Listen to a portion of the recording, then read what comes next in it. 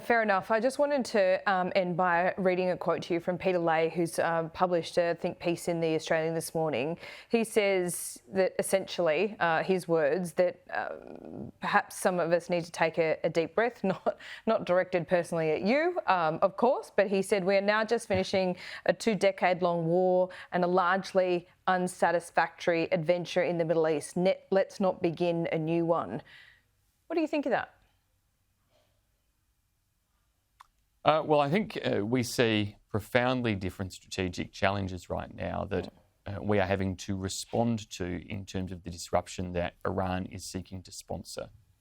Iran sponsors Hamas, which has provoked the conflict in Israel. Iran sponsors the Houthi rebels in Yemen, which has provoked this outbreak of attacks on ships in the Red Sea.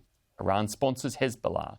Iran, of course, is also working with Russia to sponsor their war efforts in Ukraine. There is a clear and concerted effort to cause significant disruption, and it's disruption that flows through and hurts, ultimately, Australians at the supermarket counter, Australians in paying their day-to-day bills. These might seem to be remote conflicts and issues, but what we've seen in terms of what's occurred in the Ukraine, what we're seeing as to what's happening in the Red Sea, is that the disruption being caused is having a significant impact on the global economy, particularly on cost pressures and inflation, and that flows through to all of us in negative ways, which is why it is in Australia's interest to work with our partners to ensure that these attempts at disruption are stymied and overcome.